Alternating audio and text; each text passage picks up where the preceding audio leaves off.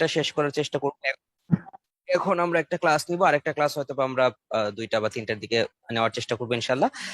এবং লিউকেমিয়া টপিকটা ইনশাল্লাহ আজকে কভার আপ করে ফেলবো আমরা। এবং লিউকেমিয়া টপিকটা অ্যাকচুয়ালি ফোর্থ ইয়ারের জন্য খুবই গুরুত্বপূর্ণ, কারণ আপনি যখন ভাইভাতে যাবেন স্যারদের প্রশ্নগুলোর মধ্যে একটা খুব মেজর একটা প্রশ্ন কিন্তু থাকবে যে লিউকেমিয়া রিলেটেড কোশ্চেন গুলা।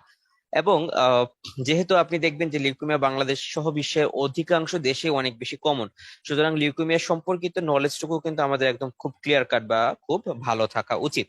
ওকে।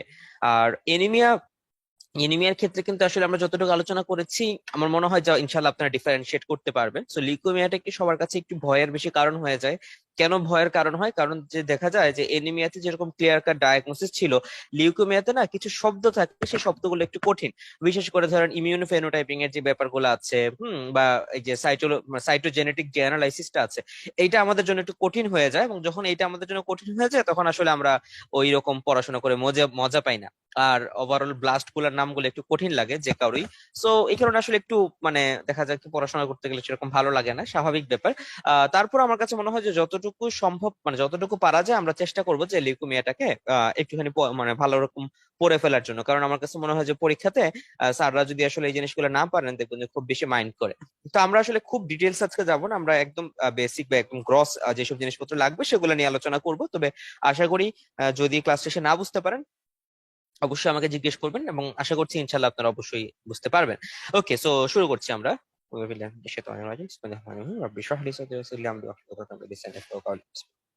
ওকে। সো আমরা দেখতে পাচ্ছি অ্যাজ ইউজুয়াল এতদিন আমরা যা পড়াশোনা করেছি সেটাকে আবার আমরা একটু রিক্যাপ করার চেষ্টা করছি, যে এটা হচ্ছে আমাদের সেই বোন মেরু, দ্য মাইটি বোন মেরু। বোন মেরুতে আমাদের থাকে হচ্ছে স্টেম সেল।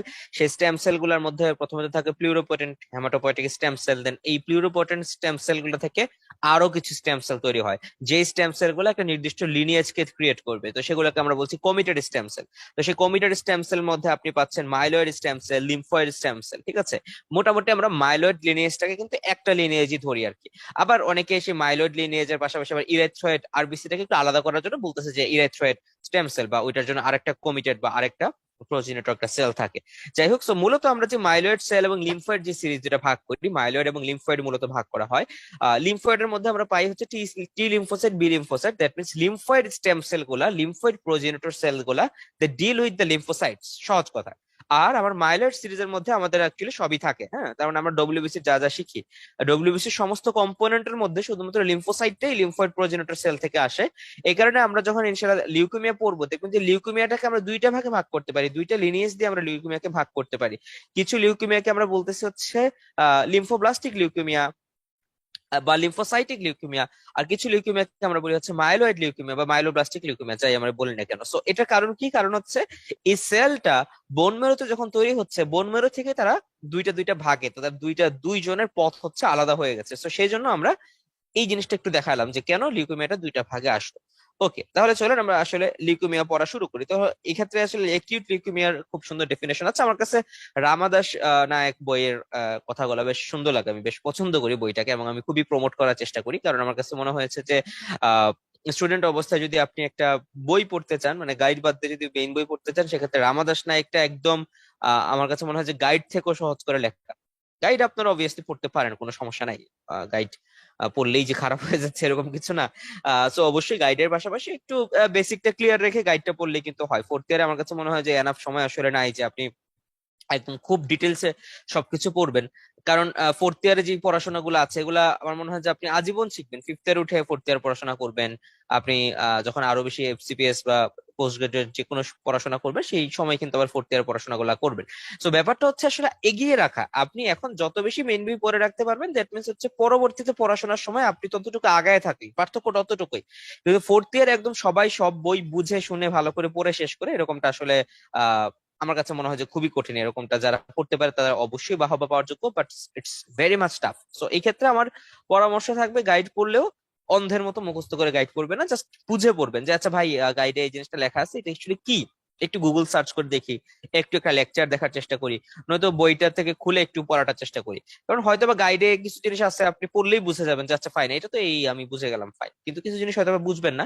যে জিনিসগুলো বুঝবেন না সেটা একটু বই থেকে একটু সুন্দর করে দেখে নেবেন আর কি। আচ্ছা, তো যে কথা বলছিলাম, তাহলে একিউট লিউকেমিয়াটা কি? একিউট লিউকেমিয়াটা অবভিয়াসলি একটা মেলিগনেন্সি। সেই মেলিগনেন্সিটা কোথার মেলিগনেন্সি? সেই মেলিগনেন্সিটা হচ্ছে আমাদের বোন মেরো স্টেম সেলের মেলিগনেন্সি। তাহলে সহজ কথা, লিউকেমিয়া হচ্ছে একটা মেলিগনেন্সি। কিসের মেলিগনেন্সি? বোন মেরো স্টেম সেলের মেলিগনেন্সি। এখন কোশ্চেন হচ্ছে সেই বোন মেরো স্টেম সেলের মেলিগনেন্সিটা কি হয়?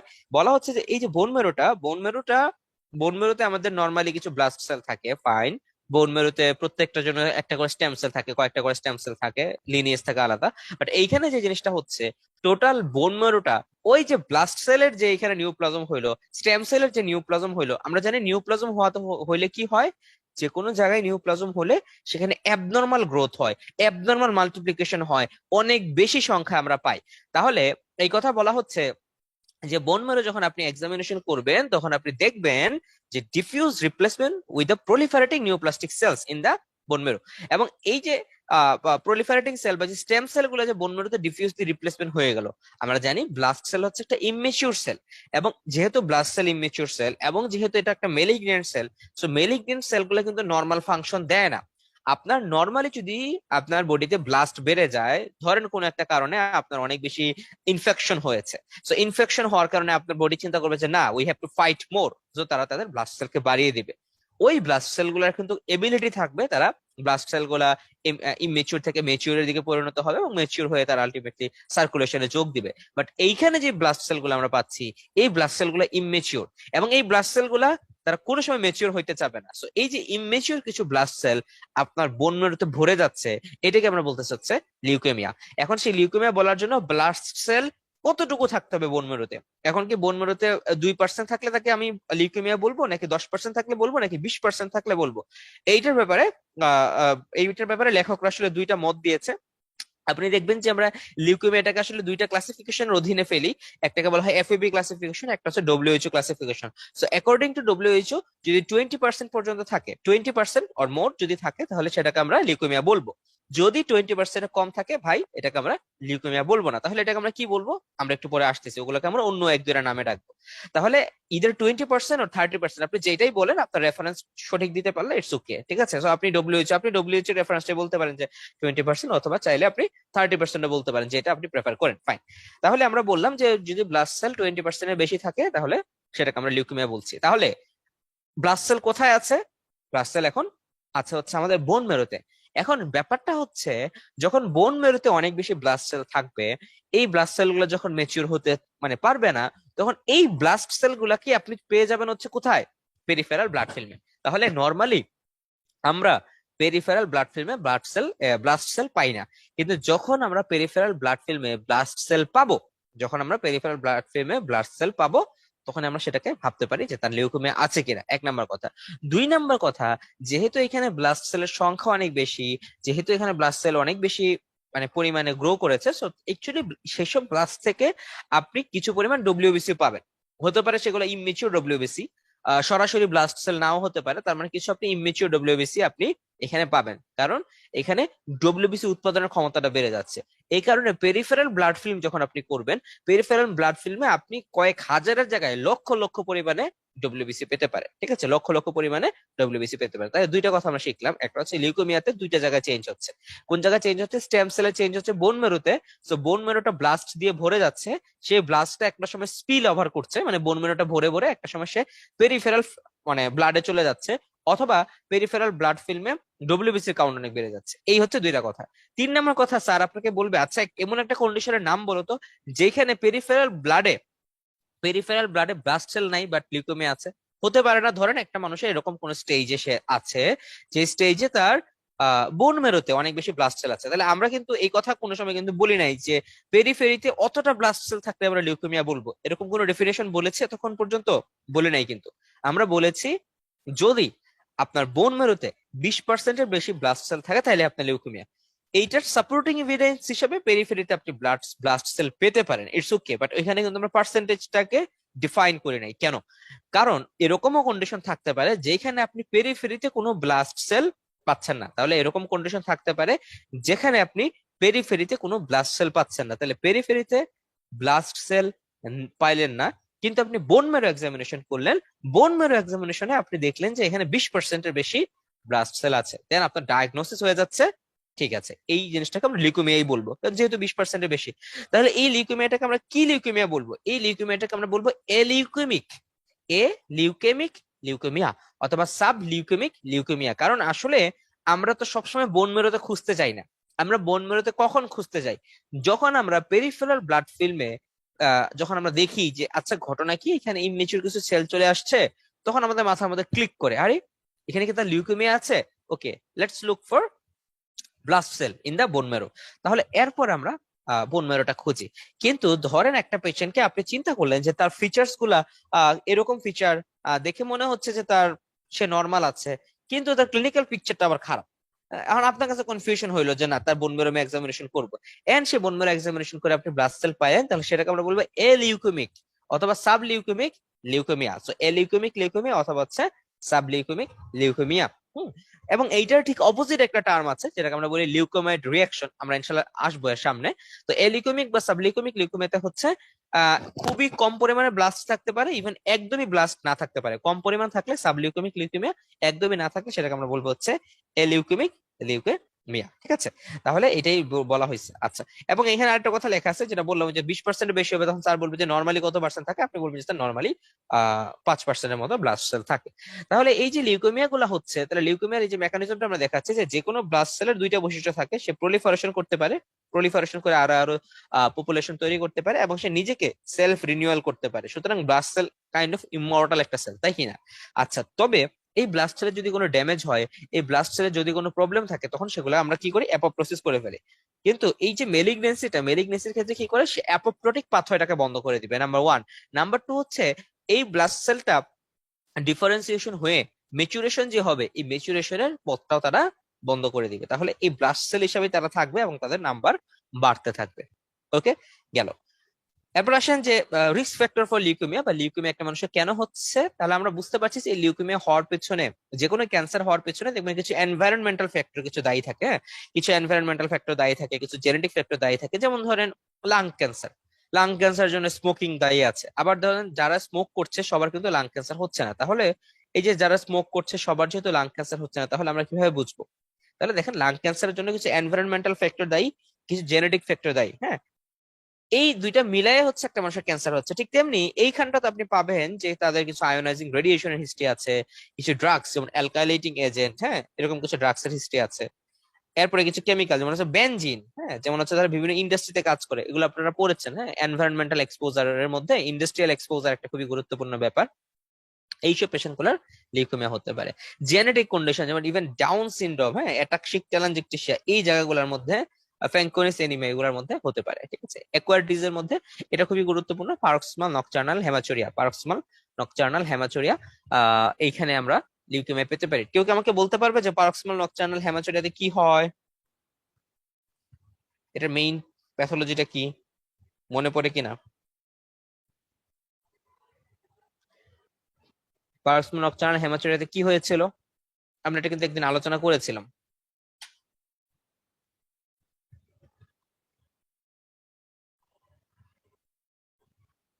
হ্যাঁ হ্যাঁ, সবাই কি ভুলে গেছে নাকি? ওই যে একটা গ্লাইকোপ্রোটিন থাকে না, গ্লাইকোপ্রোটিন না থাকার কারণে কিছু ইনহিবিটরি ফ্যাক্টর অনুপস্থিত থাকে, ওইরকম কিছু আলোচনা করেছিলাম। একটু মনে করার চেষ্টা করলে পারবেন, মনে না থাকলে সমস্যা নাই, আমরা হয়তোবা আরেকদিন এই জিনিসগুলো শিখে ফেলবো। আচ্ছা, তো যে কথা বলছিলাম, পারক্সিমাল নকটার্নাল হেমোচুরিয়াতে ওই যে যেটা হয় যে আপনার মেমব্রেন একটা কমপ্লেক্সের যে ইনহিবিটরটা থাকে সেটা আসলে ভালো করে কাজ করতে পারে না। সো হুটহাট দেখবেন আপনার কমপ্লিমেন্ট অ্যাক্টিভেশন হয়ে যায়, কমপ্লিমেন্ট মিডিয়েটেড লাইসিস হয়ে যায়, এই জিনিসগুলো ছিল। এবং এটার পেছনে কারণ ছিল যে আসলে আপনার CD55 CD59 এই প্রোটিন গুলো থাকে না, যে অ্যাঙ্কর প্রোটিন, এই প্রোটিন গুলো আবার অ্যাঙ্কর করে থাকে GP1 এর সাথে। সো এই প্রোটিন গুলো না থাকার কারণে ওই মানে যে ফ্যাক্টর গুলোকে আমরা ইনহিবিট করতে চাচ্ছিলাম সেগুলোকে আমরা ইনহিবিট করতে পারি না। সো এই কিছু সমস্যা হয় আর কি। যাই হোক, সো পিএনএইচ থেকে আপনার অনেক সময় মেলিগনেসি হতে পারে। তো এই কথাটা একটু মনে রাখতে হবে, পিএনএইচ এর কথাটা। ফাইন, এবারে আমরা যদি ক্লাসিফিকেশনে আসি, তাহলে ক্লাসিফিকেশনে আপনি দুইটা ক্লাসিফিকেশন মনে রাখতে পারেন, যে ফ্রেঞ্চ আমেরিকান ব্রিটিশ ক্লাসিফিকেশন বা এফএবি ক্লাসিফিকেশন, অথবা হচ্ছে আপনি মনে রাখতে পারেন হচ্ছে ডব্লিউএইচও ক্লাসিফিকেশন। ওকে, সো আপনার যেটা খুশি, বাট মোটামুটি স্যাররা এফএবি ক্লাসিফিকেশনটা শুনতে চায়। এটা একটু মুখস্থ টাইপের। তাহলে দেখেন এফএবি ক্লাসিফিকেশন আগে মরফোলজিক্যাল এবং সাইটোকেমিক্যাল ক্যারেক্টারিস্টিকের উপর ভিত্তি করে তারা ভাগ করতো কয়েকটা ভাগে। বাট এখন তারা নতুন যে ক্লাসিফিকেশন করেছে এখানে তারা চারটা জিনিস এনেছে। তারা প্রথমে মরফোলজি দেখেছে, সেলের সাইটোকেমিস্ট্রি দেখেছে, এরপরে ইমিউনোফেনোটাইপিং করেছে, সাইটোজেনেটিক্স করেছে, মলিকুলার জেনেটিক্স করেছে। তাহলে তারা একদম খুবই সূক্ষ্মভাবে এটাকে ভাগ করার চেষ্টা করেছে। এইটাকে ভাগ তারা কি করলো, ধরেন এই যেরকম একিউটের মধ্যে আমরা দেখলাম একিউট লিম্ফয়েড লিউকেমিয়া এবং হচ্ছে একিউট মাইলয়েড লিউকেমিয়া। তাহলে লিউকেমিয়া কয় প্রকার? লিউকেমিয়া যদি আপনি সেল লিনেজের উপর চিন্তা করেন দুই প্রকার, লিম্ফয়েড এবং হচ্ছে মাইলয়েড। আর যদি আপনি চিন্তা করেন যে এটা কত দ্রুত আসছে, মানে টাইম লাইনের উপর ভিত্তি করেন, তাহলে আপনি পাবেন হচ্ছে একিউট এবং হচ্ছে ক্রনিক লিউকেমিয়া। আচ্ছা, একিউট লিম্ফয়েড লিউকেমিয়ার মধ্যে আবার আমরা ভাগ করছি হচ্ছে L1 থেকে 3, L1 থেকে 3। তার মানে দেখেন স্মল হোমোজেনাস সেল থাকলে L1, large cell with variable size থাকলে হচ্ছে L2, large homogenous cell with finely stippled chromatin এগুলো থাকলে আমরা পাই L3। এই ভিতরের ব্যাখ্যা স্যার আপনাদের কাছে শুনতে চাবে না, হ্যাঁ আপনি L1 2 3 এগুলো বললেই হবে। আর হচ্ছে মাইলয়েড লিউকেমিয়া, এটা অবশ্য স্যার একটু শুনতে চায় যে মাইলয়েড লিউকেমিয়া 7টার নাম বলো। তাহলে প্রথম হচ্ছে মিনিমালি ডিফারেন্সিয়েটেড, মিনিমালি ডিফারেন্সিয়েটেড, 1 নম্বর কথা। ওকে, 2 নম্বর হচ্ছে কোনো ম্যাচুরেশন নাই। আগেরটা তাহলে ডিফারেন্সিয়েশন হালকা পাতলা ছিল, এখন তার এএমএল উইদাউট ম্যাচুরেশন। এরপর হচ্ছে এএমএল টা আরো বেশি ম্যাচিউর হয়ে যাচ্ছে। এরপর হচ্ছে প্রো মাইলোসাইটিক লিউকেমিয়া, মাইলো মোনোসাইটিক লিউকেমিয়া, হ্যাঁ। তারপর হচ্ছে মোনোসাইটিক লিউকেমিয়া, ইরেথ্রো লিউকেমিয়া, মেগাক্যারিওসাইটিক লিউকেমিয়া। জাস্ট নামগুলো মুখস্থ করবেন, আর এখানে কিছু ওরকম বোঝানোর কিছু নাই, ঠিক আছে? ওকে, তাহলে এই কয়েকটা কথা আমরা বললাম। সো আমরা যে জিনিসটা আবার রিক্যাপ করি যে ব্লাস্ট সেল এএমএল ডায়াগনোসিস করার জন্য এফএবি ক্লাসিফিকেশন অনুসারে 30%-এর বেশি থাকতে হয়, ডব্লিউএইচও অনুযায়ী 20% উপর থাকতে হয়। সো কোশ্চেন হচ্ছে ব্লাস্ট সেলটা কি? ব্লাস্ট সেলটা হচ্ছে একটা, আমরা জানি যে হেমাটোপয়েটিক স্টেম সেল। তাহলে এই যে আমরা ভাগ করলাম দুইটা ভাগ, মাইলোব্লাস্ট লিম্ফোব্লাস্ট, তাহলে আমরা পেরিফেরাল ব্লাড ফিল্ম বলেন বা হচ্ছে আপনি যদি বোন ম্যারো এক্সামিনেশন করেন, তাহলে সেই ব্লাস্ট সেল গুলাকে আপনি কি করে চিনবেন, ব্লাস্ট সেল গুলাকে চেনার উপায়টা কি? তাহলে ব্লাস্ট সেল গুলাকে চেনার উপায়টা নিয়ে আমরা একটু কথাবার্তা বলি। তাহলে এখানে আমরা ছবি দেখতে পাচ্ছি, এই ছবিটা খুব ভালো করে মাথার মধ্যে গেঁথে ফেলতে হবে, ছবিটা খুব ভালো করে মাথার মধ্যে গেঁথে ফেলতে হবে যে ব্লাস্ট সেল গুলাতে আমরা কিভাবে চিনতে পারি। তাহলে আপনি একটু ছবি যদি সাইজের দিকে চিন্তা করেন, তাহলে আমরা দেখেন দুই ধরনের সেল বুঝতে পারছি। একটা সেলের মধ্যে এখানে খুবই গুরুত্বপূর্ণ ব্যাপার যেটা, একটা সেলের মধ্যে গুরুত্বপূর্ণ ব্যাপার যেটা দেখেন, মায়োলোব্লাস্টটা একটু আকারে বড়, হ্যাঁ মায়োলোব্লাস্টটা কি পাচ্ছি আমরা, একটু সাইজে বড় পাচ্ছি, ফাইন, সুন্দর কথা। তো সুন্দর একটা মায়োলোব্লাস্ট পাইলেন, মায়োলোব্লাস্টের মধ্যে একটা জিনিস দেখা যাচ্ছে, তো এই সাইজটা হচ্ছে বড়, ফাইন। নিউক্লিয়াস এবং সাইটোপ্লাজমিক রেশিও যদি আপনি দেখেন, নিউক্লিয়াস এবং সাইটোপ্লাজমিক রেশিও যদি দেখেন, তাহলে এখানে একটু সাইটোপ্লাজমটা বেশি, এখানে সাইটোপ্লাজম নাই বললেই চলে। এখানে একটা কি জানি একটা জিনিস পাওয়া যাচ্ছে, তাই না? এই জিনিসটাকে আমরা কি বলি? এটাকে আমরা বলি হচ্ছে অর রড, অর রড, ঠিক আছে? সো এই যে অর রড, এইটা মাইলোব্লাস্টে প্রেজেন্ট থাকে। কেন প্রেজেন্ট থাকে আমরা আলোচনা করব। নিউক্লিয়ার ক্রোমাটিন এখানে মোটামুটি দেখা যাচ্ছে হালকা পাতলা একটু মানে কালারটা একটু কম নিয়েছে, সো আমরা বুঝতে পারতেছি এখানে ফাইন কিছু ক্রোমাটিন আছে, এইখানে একদম কোর্স ভাবে ক্রোমাটিনটা ভালো বোঝা যাচ্ছে। নিউক্লিওলাই, এখানে নিউক্লিওলাই প্রমিনেন্ট এক দুইটা থাকতে পারে, ঠিক আছে, ভিতরের দিকে নিউক্লিওলাই আপনি পেতে পারেন, যদি এখানে খুব একটা ভালো বোঝা যাচ্ছে না, এগুলো হালকা পাতলা বোঝা যাচ্ছে, এখানে তো নিউক্লিওলাইট বুঝার কোনো অপশনই নাই। সো এই হচ্ছে কয়েকটা কথা। তাহলে মাইলোব্লাস্ট লিম্ফোব্লাস্ট আমরা কি বুঝলাম? মাইলোব্লাস্টটা বড় থাকে, মডারেট অ্যামাউন্টে সাইটোপ্লাজম থাকে, অর রড নামে একটা বস্তু থাকে, ক্রোমাটিনটা ফাইন থাকে, নিউক্লিওলাইটটা প্রমিনেন্ট থাকে, 1 থেকে 4টা নিউক্লিয়াই থাকতে পারে। পরীক্ষাতে এগুলো একদম ঝরঝরা করে স্যারকে বলতে হবে, কোনো আটকাইলেই স্যার খেপে যাবে, ঠিক আছে? তাহলে আমরা যদি ছবি দেখি, তাহলে আমাকে বলেন যে এটা কি মাইলোব্লাস্ট নাকি লিম্ফোব্লাস্ট? আপনাদের কি মনে হয়, এটা দেখে কি ধারণা হচ্ছে, মাইলোব্লাস্ট নাকি লিম্ফোব্লাস্ট? পেরিফেরাল ব্লাড ফিল্ম আমরা কি পাচ্ছি?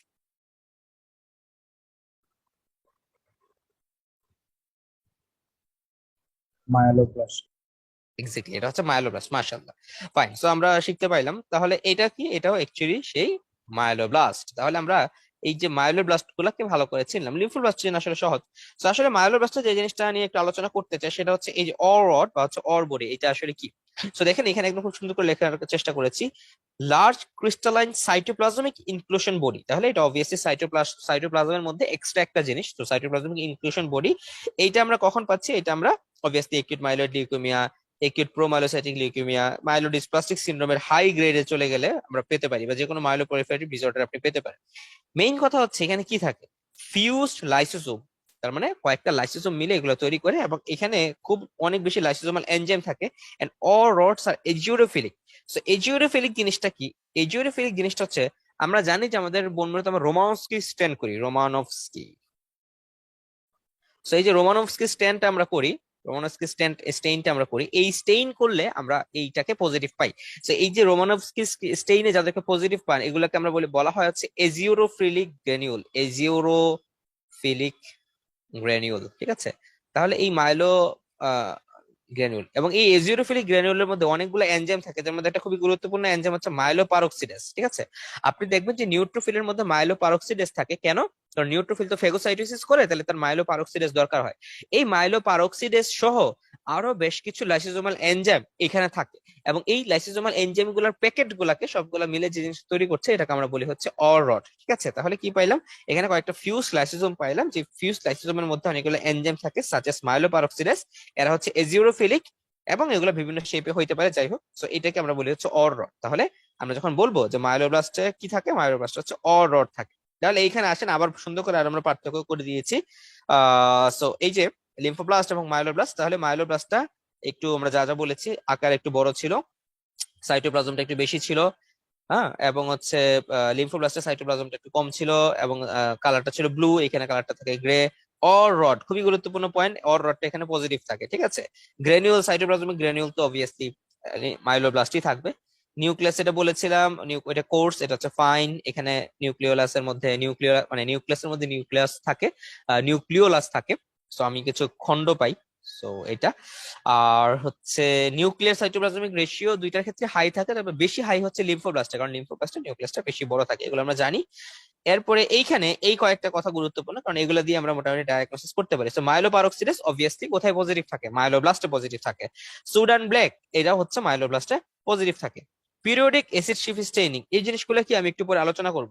সো পিরিয়ডিক অ্যাসিড শিফট স্টেইনিং এ এখানে ব্লক পজিটিভিটি পাওয়া যায়, ব্লক পজিটিভিটি পাওয়া যায়, এবং নন স্পেসিফিক এস্টারেজ এর এখানে নেগেটিভ থাকে, ওখানে হচ্ছে পজিটিভ থাকে। তাহলে ওইখানে আমরা তিনটে জিনিস পজিটিভ পাচ্ছি, তিনটে জিনিস পজিটিভ পাচ্ছি। একটা হচ্ছে মাইলোপারঅক্সিডেজ, সুডান ব্ল্যাক, এবং হচ্ছে নন স্পেসিফিক এস্টারেস। ছবি দেখেন, এখানে লিম্ফোব্লাস্ট দেখাচ্ছে, আচ্ছা ফাইন। এই যে এগুলো কি, এগুলো হচ্ছে সেই অর রড, ঠিক আছে। এখানে দেখেন পিরিয়ডিক অ্যাসিড শিফট স্টেইনিং করলে এরকম নির্দিষ্ট জায়গায় জায়গায় তারা এরকম গোল গোল হয়ে থাকে, ঠিক আছে। তো সব জায়গায় কিন্তু হচ্ছে না, নির্দিষ্ট জায়গায় জায়গায় তৈরি করতেছে। তো এগুলোকে আমরা বলি হচ্ছে ব্লক পজিটিভ, ব্লকের ব্লক ব্লক করে একটা নির্দিষ্ট চেইনের মধ্যে করে পজিটিভ হচ্ছে। এখানে আমরা মাইলোপারঅক্সিডেজ, মাইলোব্লাস্ট স্টেইনড উইথ পজিটিভ মাইলোপারঅক্সিডেজ, তাহলে আমরা দেখলাম এখানে সোডান ব্ল্যাক দিয়ে আমরা পজিটিভিটি দেখতে পাইলাম। ওই যে বিভিন্ন রকম এনজাইম থাকার কারণে তারা এস্টারেস, সুডান ব্ল্যাক, মাইলোপারঅক্সিডেজ সবগুলোকে পজিটিভ দেখায়। তাহলে আমরা একটু দেখি। তাহলে প্রথম কথা আসেন যে এই পিরিয়ডিক অ্যাসিড শিফট স্টেইনটা আসলে কি। সো পিরিয়ডিক অ্যাসিড শিফট স্টেইনটা হচ্ছে এই যে গ্লাইকল থেকে, পিরিয়ডিক অ্যাসিড শিফট স্টেইনের কাজ হচ্ছে যে সে যে কাজটা করে গ্লাইকলটাকে এলডিহাইডে পরিণত করে, এটা হচ্ছে তার একটা মূলত মেকানিজম। সো যেই সেলগুলোতে গ্লাইকোজেন বেশি থাকে, যেই সেলগুলোতে গ্লাইকোজেন বেশি থাকে ওই সেলের ক্ষেত্রে তারা হচ্ছে পজিটিভিটি দেখায়, ওই সেলের ক্ষেত্রে তারা হচ্ছে পজিটিভিটি দেখায়। তো এই যে পিরিয়ডিক অ্যাসিড শিফট স্টেইনটা পরীক্ষাতে আমরা হয়তো অনেকেই, স্যাররা যদি জিজ্ঞেস করে আমরা বলি যে স্যার পিরিয়ডিক অ্যাসিড শিফট stain is found positive in lymphoblast. But দেখেন এই জিনিসটা একটা ভুল কথা, বলতে হবে স্যার পিরিয়ডিক অ্যাসিড শিফট স্টেইন লিম্ফোব্লাস্টে পাওয়া যায় হচ্ছে ব্লক পজিটিভ, বা এখানে ব্লক রিয়াকশন পাওয়া যায়। এই কথাটা যদি আপনি বলেন স্যার বুঝবে যে আপনি মেইন বই পড়েছেন। আর নিউট্রোফিলে এটা পাওয়া যায় হচ্ছে ডিফিউজ পজিটিভ, নিউট্রোফিলের ক্ষেত্রে এই পিরিয়ডিক অ্যাসিড শিফট স্টেইনটা পাওয়া যায় হচ্ছে ডিফিউজ পজিটিভ। তাহলে লিম্ফোব্লাস্টে হয়তো বা কিছু কিছু জায়গায় গ্লাইকোজেনটা বেশি ডিপোজিশন থাকে, সেখান থেকে ব্লক পজিটিভ পাই, নিউট্রোফিলে আমরা ডিফিউজ পজিটিভ পাই। তাহলে এই প্রশ্নটা পরীক্ষাতে ঘুরায় স্যার এইভাবে করতে পারে, পিরিয়ডিক অ্যাসিড শিফট স্টেইন এইটা কি স্পেসিফিক ফর লিম্ফোব্লাস্ট? তাহলে আপনি বলবেন যে না স্যার এটা লিম্ফোব্লাস্টের জন্য স্পেসিফিক না, এটা আরো অন্যান্য ক্ষেত্রে পাওয়া যেতে পারে। তখন স্যার আপনাকে জিজ্ঞেস করবে যে আসলে এই যে তুমি বললা লিম্ফোব্লাস্টের জন্য পয়েন্ট বললা একটা, যে স্যার পিরিয়ডিক অ্যাসিড শিফট স্টেইনে ব্লক পজিটিভ পাওয়া যায়, আবার এইটাও বললা যে এটা স্পেসিফিক না। তাহলে লিম্ফোব্লাস্টের ক্ষেত্রে কি আমরা এরকম এই সাইটোকেমিস্ট্রি করে ভালোভাবে ডায়াগনোসিস করতে পারি? অ্যান্সার হচ্ছে না। আপনি জাস্ট সেলুলার এনালাইসিস করে, সাইটোকেমিস্ট্রি করে লিম্ফোব্লাস্টকে ভালো করে ডায়াগনোসিস করতে পারেন না। সেই জন্যই জেনোটাইপিং করাটা গুরুত্বপূর্ণ, বা জেনেটিক স্টাডি করাটা হচ্ছে গুরুত্বপূর্ণ হয়ে পড়ে, বা ইমিউনোফেনোটাইপিং করাটা হচ্ছে গুরুত্বপূর্ণ হয়ে পড়ে। তবে মায়োলোব্লাস্টটা আবার আপনি এটা বিভিন্ন এক্সামিনেশন গুলো করে আমরা ডায়াগনোসিস করতে পারি, ঠিক আছে। সো এটা মোটামুটি আমরা বুঝলাম পিরিয়ডিক অ্যাসিড শিফট স্টেইনিং। এবং এখানে আমরা যদি বোন মেরো এক্সামিনেশনের কথাতে একটু আসি, যেহেতু মায়োলোব্লাস্ট আমরা কিভাবে পাবো, বোন মেরো এক্সামিনেশন করে পাবো, আবার পেরিফেরাল ব্লাড ফিল্মে পেতে পারি। সো মূলত তো বোন মেরো এক্সামিনেশন করে পাই। তাহলে পরীক্ষাতে আপনাকে বোন মেরো এক্সামিনেশন নিয়ে এক দুই লাইন জিজ্ঞেস করতে পারে। তো যেহেতু আপনারা বলেছিলেন যে ভাইয়া বোন মেরো এক্সামিনেশন নিয়ে একটু বলেন, তাহলে এটা নিয়ে একটু আলোচনা আমরা করবো। তাহলে বোন মেরো এক্সামিনেশন যখন করা হয় আপনাকে জানতে হবে যে বোন ম্যারো এক্সামিনেশনটা আসলে কি। সো বোন ম্যারো এক্সামিনেশন আমরা দুইভাবে করতে পারি, কি করতে পারি? একটা হচ্ছে একটা নিডেল ঢুকায়, একটা খুব ট্রকার এবং নিডেল দিয়ে একটা ছিদ্র করবেন, ছিদ্র করে হচ্ছে টান দিবেন, হ্যাঁ, সিরিঞ্জ দিয়ে টান দিবেন। টান দিলে এই ভিতরের বোন মেরোটা চলে আসবে, বোন মেরোর একটা অংশ চলে আসবে। সো এই যে আমরা একটা নিডেল দিয়ে বোন মেরোটাকে টেনে টেনে নিয়ে আসতেছি, সো দিস ইজ কল্ড বোন মেরো এসপিরেশন। ওকে, সো বোন মেরো এসপিরেশন করতে পারি। কোনো কোনো সময় দেখা যায় কি যে বোন মেরো আপনি টানতেছেন, কোনো বোন মেরো আসতেছে না, বোন মেরোর কোনো অংশ আসছে না, এরকম হতে পারে। তো যদি এরকমটা হয় তখন আমাদেরকে অনেক সময় যে কাজটা করতে হয় সেটা হচ্ছে বায়োপসি করতে হয়। কি করতে হয়? বায়োপসি করতে হয়। তাহলে আমরা বোন মেরোতে অ্যাসপিরেশন করতে পারি, বোন মেরো বায়োপসি করতে পারি।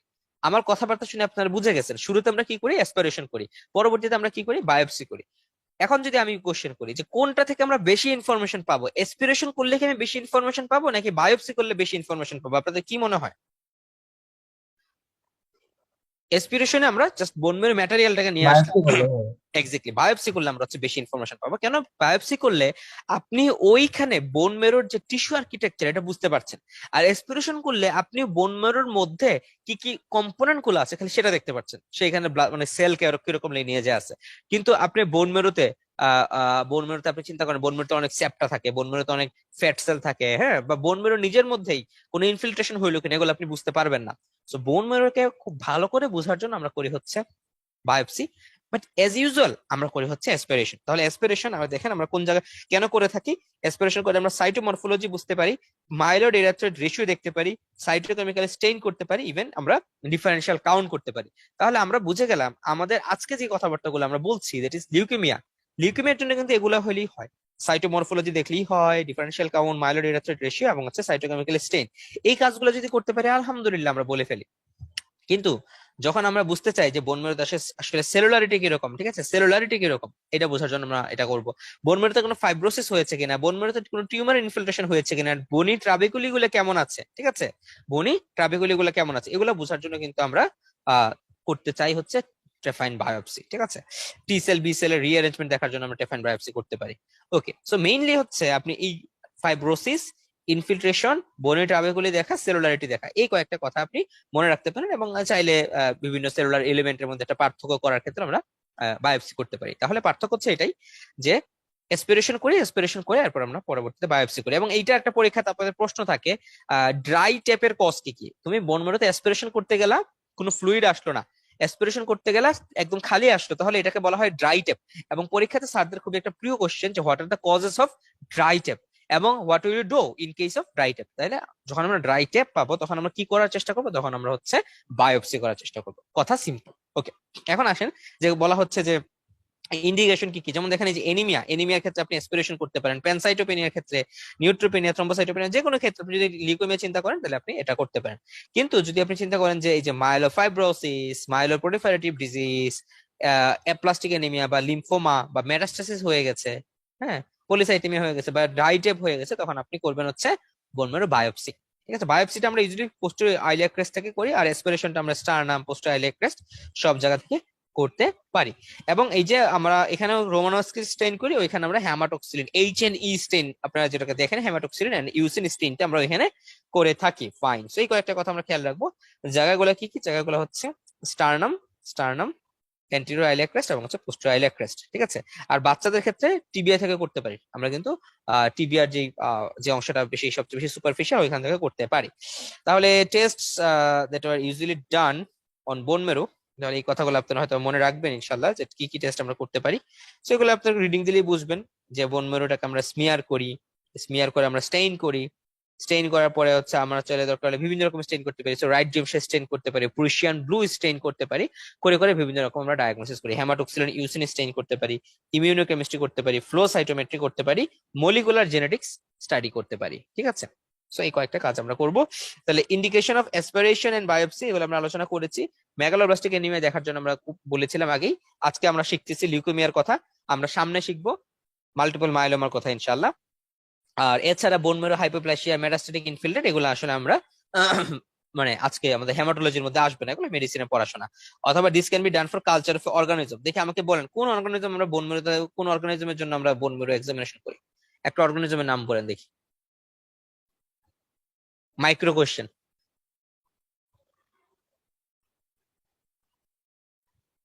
Any idea Adnan?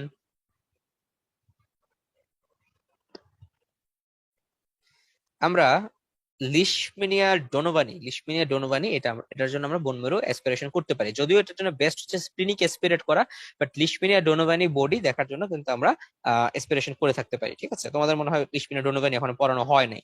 যাই হোক, এবার আসেন যে ইন্ডিকেশন অফ বোন বায়োপসি, এগুলো আমরা কথাবার্তা অলরেডি বলেছি। যদি বোনস ডিসঅর্ডার আপনি খোঁজেন, বোনসে যদি কোনো টিউমার খোঁজেন, অস্টিওমেলাসিয়া অস্টিওপোরোসিস যদি খোঁজেন, এবং হচ্ছে বিনাইন লেশন ভার্সেস সিস্ট, এগুলো খোঁজার জন্য এই তো কয়েকটা ব্যাপার আমরা খেয়াল রাখবো আর কি। ফাইন। আচ্ছা, প্রিকশনস অফ বোন বায়োপসি, এই ক্ষেত্রে আমাদেরকে অবশ্যই এসপিরিন অরফারিন এগুলো যেগুলো আসলে ব্লাডকে থিন করে দিচ্ছে, এগুলোকে আমরা অবশ্যই আমাদের মানে বন্ধ করতে হবে। প্রেগনেন্ট মহিলাদেরকে আমরা দিতে পারবো না, এই কয়েকটা খেয়াল রাখবো। এবং এটা করতে গিয়ে আমরা কি করতে পারি, বোনসটাকে ভেঙে দিতে পারি, বোনসের পিছনে ভিসেরাকে আমরা ছিদ্র করতে পারি, ওইখান থেকে অনেক বেশি হেমোরেজ আসতে পারে, নার্ভে ইনজুরি করে ফেলতে পারি। সো মোটামুটি বোন মেরু বললে, যদি বোন মেরু এক্সামিনেশন নিয়ে শর্ট নোট আসে, আমার মনে হয় যে এই পয়েন্টগুলো দিলে স্যাররা অনেক খুশি হয়ে যাবে। তাহলে আমরা বোন ম্যারো এক্সামিনেশন শিখলাম, পিরিয়ডিক অ্যাসিড শিফট স্টেইনিং সম্পর্কে জানলাম। এবার আসেন যে মেইন পরের কথাগুলো, যে বোন ম্যারো এক্সামিনেশন করে যেরকম আমরা ইমিউনোফেনোটাইপিং করি, ইমিউনোফেনোটাইপিং নিয়ে এক দুই লাইন কথা বলি। তাহলে ইমিউনোফেনোটাইপিং আমরা করে আমরা আসলে কি বোঝার চেষ্টা করি? ইমিউনোফেনোটাইপিং করে আমরা সিডি আইডেন্টিফাই করার চেষ্টা করি। সো সিডি মানে কি? অনেকে বলে যে ক্লাস্টার অফ ডেজিগনেশন বা ক্লাস্টার অফ ডিফারেন্সিয়েশন, যাই আপনি বলেন না কেন, এই সিডি যে মার্কার গুলো আছে, হ্যাঁ, সো ক্লাস্টার অফ ডেজিগনেশন যে সিডি মার্কার গুলো আছে, এগুলাকে আমরা ইমিউনো ফেনোটাইপিং করে আমরা ডায়াগনোসিস করার চেষ্টা করি। তাহলে অনেক ক্ষেত্রে জাস্ট সাইটোলজিক্যাল অ্যানালাইসিস করে আমরা ডায়াগনোসিসে পৌঁছতে পারি না। সেই ক্ষেত্রে আমাকে এএমএল এবং এএলএল কে পার্থক্য করার জন্য আমাকে হচ্ছে এই সিডি দেখতে হয়। এবং এইটা সবচেয়ে ভালোভাবে করা হয় হচ্ছে, যেহেতু আমাদের এই সেল গুলা একটা এসপিরেশনের মধ্যে থাকে, সেল গুলা যেহেতু ভাসতে থাকে, এই সেল গুলাকে ফ্লো করায়, সেক্ষেত্রে আমরা প্রত্যেকটা সেলকে আলাদা আলাদা দেখে অ্যানালাইসিস করি। তো সেটাকে আমরা সহজ কথা বলি হচ্ছে ফ্লো সাইটোমেট্রি। ওকে, সো ইমিউনো ফেনোটাইপিং করার জন্য আমরা ফ্লো সাইটোমেট্রি পদ্ধতিটাকে ইউজ করতে পারি। সো এক্সাম্পল কি দেওয়া হলো? এক্সাম্পল এখানে দিয়েছে, যেমন ধরেন মাইলয়েডের ক্ষেত্রে 13, 33 মাইলোপার অক্সিডেস, এই কয়েকটা কথা মনে রাখবেন। So myeloid 13, 33 myeloperoxidase, 13, 33 myeloperoxidase. B লিম্ফয়েডের ক্ষেত্রে আপনি দেখতে পারেন 19, 20, 19, 20, 22, 19, 20, 22। টি লিম্ফোসাইটের ক্ষেত্রে 2, 3, 5, 7, 2, 2+3 = 5, 5-এর সাথে 2 যোগ করলে 7, এইভাবে আপনি মনে রাখতে পারেন। সো এইরকম আপনি কয়েকটা নাম্বার মুখস্থ করবেন। হ্যাঁ, সো 13, 33, 13, 33 মাইলয়েড স্টেম সেলে, 19, 20, 10ও হইতে পারে, এগুলো হচ্ছে আপনার বি লিম্ফোসাইটের ক্ষেত্রে। আর 2, 3, 5, 7 এগুলো হচ্ছে কি টি লিম্ফয়েড সিরিজের ক্ষেত্রে। তাহলে এটা দিয়ে আপনি বুঝতে পারছেন যে তার লিম্ফোপ্লাস্টিক লিউকেমিয়া কিনা না মাইলোপ্লাস্টিক লিউকেমিয়া। লিম্ফোপ্লাস্টিক লিউকেমিয়া কিনা বি সেল অরিজিন না টি সেল অরিজিন, এটা আমরা সিডি দেখে বুঝতে পারি, এগুলো স্পেশালি ট্যাগ করা থাকে। তাহলে যদি বলা হয় যে ইমিউনোফেনোটাইপিং নিয়ে শর্ট নোট লেখেন, তাহলে আপনি এগুলো লেখার চেষ্টা করবেন। দেখেন ইমিউনোফেনোটাইপিং এর গুরুত্বটা কি, এএলএল এবং এএমএল কে আলাদা করতে পারে। ইভেন এএমএল এবং এএলএল এর যে সাব স্পেসিফিক মানে স্পেশালিটি গুলো আছে, যেমন টাইপ গুলো আছে, এগুলোকে তারা আলাদা করতে সাহায্য করে। 2 নম্বর কথা হচ্ছে প্রগনোসিস, আমাদেরকে প্রগনোসিসের ক্ষেত্রে সাহায্য করে। কারণ দেখা গেছে নির্দিষ্ট কিছু সিডি এক্সপ্রেশন করলে কিছু সময় ধরেন আপনার প্রগনোসিসটা ফেভারেবল হয়, কিছু সময় প্রগনোসিসটা আনফেভারেবল হয়, সেটা এইটা আমরা বুঝতে পারি। এবং আপনার রেসিডুয়াল ডিজিজ আছে কিনা, হ্যাঁ, রেসিডুয়াল ডিজিজ আছে কিনা এটাও আমরা চাইলে বুঝতে পারি। এবং আপনি এখানে কোন অ্যান্টিবডিটা দিবেন, কারণ অ্যান্টিবডিটা আমরা আসলে বিভিন্ন সিডির এগেনস্টে দিই। যেমন সাপোজ রিটুক্সিম্যাব, এই অ্যান্টিবডিটা আমরা দেই CD20, মানে অ্যান্টিবডি মানে মনোক্লোনাল অ্যান্টিবডি, বায়োলজিক্স থেরাপি, এটা কিন্তু আমরা CD20 এর এগেনস্টে দিই। তাহলে একটা পেশেন্টকে রিটুক্সিম্যাব দিলে কাজ হবে নাকি হবে না, এগুলো আমরা ইফেক্টিভনেসটা বোঝার জন্য আমরা ইমিউনোফেনোটাইপিং করতে পারি। ওকে, গেল। এরপরে 2-4 লাইন আমরা বলবো হচ্ছে সাইটোজেনেটিক স্টাডি বা হচ্ছে ক্যারিওটাইপিং নিয়ে। তাহলে সাইটোজেনেটিক স্টাডি বা ক্যারিওটাইপিং এটাও গুরুত্বপূর্ণ। তাহলে সাইটোজেনেটিক তার মানে আমরা জেনেটিক্যাল অ্যানালাইসিস করবো। তাহলে এখানে হেল্প করে কি, এটা আপনাকে একদম specific sub type of leukaemia বোঝার জন্য হেল্প করবে, 1 নম্বর কথা। এবং এটাও আপনাকে প্রগনোসিস দিতে হেল্প করবে, থেরাপির রেসপন্স টু থেরাপি বুঝতে হেল্প করবে। হ্যাঁ, কারণ প্রগনোসিস মানে কি, আপনি থেরাপি দেওয়ার পরে কি পরিমাণ রেসপন্স পাবেন, এই জিনিসগুলোকে তারা আইডেন্টিফাই করতে সাহায্য করে।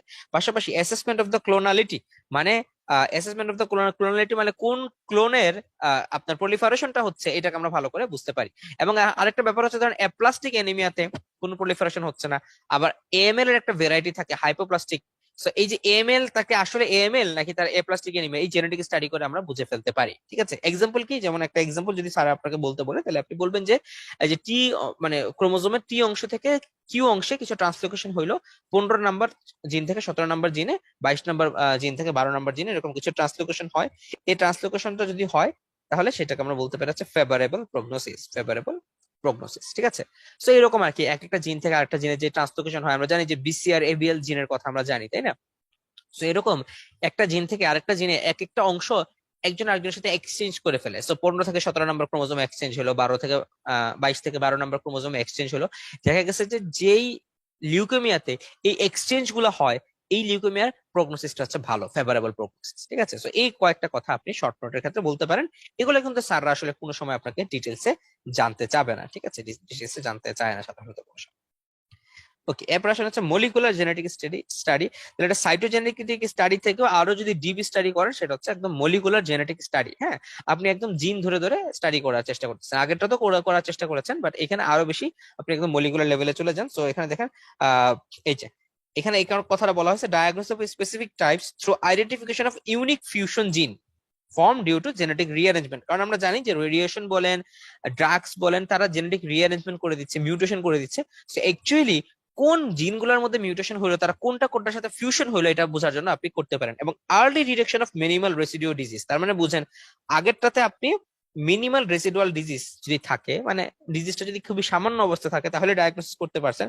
এবং এই ক্ষেত্রে আপনি এটাকে আরো আর্লি ডায়াগনোসিস করতে পারবেন, এবং এজ ইউজুয়াল ক্রোনালিটি বুঝতে পারবেন, তাদের ভবিষ্যৎ লিনিয়েজটা কেমন হবে এগুলো আপনি বুঝতে পারবেন। তাহলে আমরা কয়েকটা ব্যাপার খুব ভালো করে আলোচনা করলাম। সেটা হচ্ছে মলিকুলার জেনেটিক স্টাডি থেকে আমরা কি বুঝতে পারি, সাইটোজেনেটিক স্টাডি থেকে আমরা কি বুঝতে পারি, এবং হচ্ছে আমরা ইমিউনোফেনোটাইপিং থেকে কি বুঝতে পারি। তাহলে আপনারা যখন এই শব্দগুলো শুনবেন তখন আপনারা ভয় পাবেন না। তাহলে আমরা যদি এজ ইউজুয়াল সামারি করি তখন ধরে আমরা যা আলোচনা করলাম, তাহলে আমরা বললাম প্রথমে একটা মানুষ যখন আসবে তখন আমরা এক্সামিনেশন করবো, তার clinical feature, CBC, blood smear, বোন মেরো, এই সমস্ত কিছু আমরা এক্সামিনেশন করলাম। করে আমরা দেখলাম যে না, তার ব্লাস্ট সেল আছে। ব্লাস্ট সেল যদি কতটুকু আছে, যদি 20%-এর বেশি হয় তাহলে আমরা বুঝবো তার মেলিগনেন্সি হতে পারে। যদি 20%-এর কম হয় তাহলে আপনি ভাবতে পারেন যে তার মাইলোডিসপ্লাস্টিক সিনড্রোম কিনা। Myelodysplastic syndrome, myeloid sarcoma, acute erythroid leukaemia, এরকম জিনিস চিন্তা করবেন। হ্যাঁ, সরাসরি আপনি হয়তো বা এএমএল এএল এর দিকে যাবেন না। কিন্তু যদি 20%-এর বেশি ব্লাস্ট হয় তাহলে আপনি একিউট মাইলয়েড লিউকেমিয়ার কথা চিন্তা করতে পারেন। এবং একিউট মাইলয়েড লিউকেমিয়ার মানে এটার আন্ডারে যেহেতু 8টা ভ্যারাইটি আছে, তাহলে এগুলো বোঝার জন্য আপনি কি করবেন, ইমিউনোফেনোটাইপিং, সাইটোজেনেটিক্স এগুলো করার চেষ্টা করবেন। ঠিক একইভাবে লিম্ফয়েড লিউকেমিয়া, লিম্ফোব্লাস্টিক লিউকেমিয়া বোঝার জন্য আপনি ইমিউনোফেনোটাইপিং, সাইটোজেনেটিক্স এগুলো করার চেষ্টা করবেন। তাহলে আমরা যদি ব্লাস্টের এই ব্যাপারটা একটু ক্ল্যারিফাই করি, তাহলে আমরা ব্লাস্টকে বললাম যে 5 থেকে 30%, বা অ্যাকর্ডিং টু ডব্লিউবিসি যদি আপনি বলেন, ডব্লিউএইচও 20%, 20%। সো 5 থেকে 20% যদি আমরা ব্লাস্ট পাই সেটাকে আমরা বলি মাইলোডিসপ্লাস্টিক সিনড্রোম। আর যদি 30% বা ডব্লিউএইচ এর মত অনুসারে 20%-এর বেশি ব্লাস্ট পাই, সেটাকে আমরা বলি লিউকেমিয়া, ঠিক আছে, লিউকেমিয়া। এবং এই যে একিউট লিউকেমিয়ার কথা বললাম, ক্রনিক লিউকেমিয়াতে কি হয়, ক্রনিক লিউকেমিয়ার কয়েকটা কথা একটু খেয়াল রাখতে পারেন। ক্রনিক লিউকেমিয়াতে ব্লাস্ট সেলের সংখ্যাটা তুলনামূলক কম থাকে। ক্রনিক লিউকেমিয়াতে থেরাপিতে আপনি যে থেরাপি দিচ্ছেন এগুলার তেমন রেসপন্স পাওয়া যায় না। ক্রনিক লিউকেমিয়াটা একটু ওল্ড এজে হয়, এবং ক্রনিক লিউকেমিয়াটা একটু স্লো প্রোগ্রেশন হয়। তাহলে ক্রনিক লিউকেমিয়াটা প্রোগ্রেশনও হবে স্লো, ট্রিটমেন্ট দিলেও ভালো কাজ করবে না, ব্লাস্ট একটু কম থাকে, এবং হচ্ছে এইজ একটু বেশি থাকে। ওকে, সো এই যে এবার দুইটা টার্ম নিয়ে একটু কথাবার্তা বলি, এটা পরীক্ষাতে সাদা খুবই ধরে, লিউকোমাইড রিয়েকশন এবং হচ্ছে মাইলোডিসপ্লাস্টিক সিনড্রোম। তাহলে এই জিনিসটা আসলে কি? পরীক্ষাতে আপনি যখন এই যে সাবলিউকেমিক লিউকেমিয়ার কথা বলবেন বা এলিউকেমিক লিউকেমিয়ার কথা বলবেন, স্যার জিজ্ঞেস করবে লিউকোমাইড রিয়েকশন কি। এবং লিউকোমাইড রিয়েকশন থেকে আমি যে বছর এফসিপিএস পরীক্ষা দিয়েছিলাম ওইখানেও প্রশ্ন ছিল। তাহলে কত গুরুত্বপূর্ণ। তাহলে এই লিউকোমাইড রিয়েকশন নিয়ে আবার ডেভিডসনে লেখা ছিল না, মানে আমরা 4th ইয়ারে যা পড়েছিলাম সেটার উপর ভিত্তি করে পরীক্ষাতে প্রশ্ন চলে আসছে, বুঝেন অবস্থা। আচ্ছা, তাহলে লিউকোমাইড রিয়েকশনটা আসলে কি? দেখেন বলা হচ্ছে লিউকোমাইড রিয়েকশন হচ্ছে presence of immature white blood cell. তার মানে আপনি পেরিফেরাল ব্লাড ফিল্মে ইমমেচিউর হোয়াইট ব্লাড সেল পাচ্ছেন। ওমা, এটা কি কথা! তাহলে পেরিফেরাল ব্লাড ফিল্মে আপনি ব্লাস্ট সেল পাচ্ছেন কিন্তু তার লিউকেমিয়া না। তাহলে সাবলিউকেমিক লিউকেমিয়াতে কি ছিল, পেরিফেরাল ব্লাড ফিল্মে ব্লাস্ট সেল পাচ্ছি না কিন্তু তার লিউকেমিয়া। আর লিউকোমাইড রিয়েকশন হচ্ছে পেরিফেরাল ব্লাড ফিল্মে ব্লাস্ট সেল পাচ্ছি কিন্তু তার লিউকেমিয়া না। তাহলে দুইটা একদম অপোজিট না? তাহলে কেন অপোজিট হচ্ছে, কারণ কেন এরকম কথাগুলো বলছি, কারণ ব্লাস্ট সেল অ্যাকচুয়ালি লিউকেমিয়ার বলার জন্য কোথায় বেশি থাকতে হবে, বোন মেরুতে। তাহলে যদি বোন মেরুতে এনাফ পরিমাণ ব্লাস্ট সেল না থাকে কিন্তু আপনার পেরিফেরিতে আছে, তাহলে আপনি লিউকোমাইড রিয়েকশন বলবেন। এন্ড কোশ্চেন হচ্ছে কি এমন ঘটনা ঘটে গেল যে বোন মেরুতে ব্লাস্ট সেল নাই, পেরিফেরিতে চলে আসছে? এটার কারণ হচ্ছে রেপিড সেল টার্নওভার। এটা কারণ কি?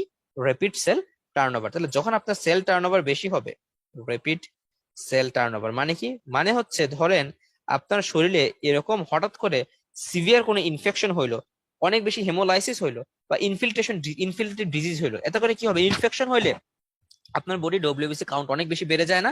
তো এই যে ডব্লিউবিসি কাউন্ট বেড়ে যায়, তাহলে ডব্লিউবিসি কে বাড়ানোর জন্য আমার যে ফ্যাক্টরি, আমার যে বোন মেরু, এখানে বেশি বেশি কাজ হয়।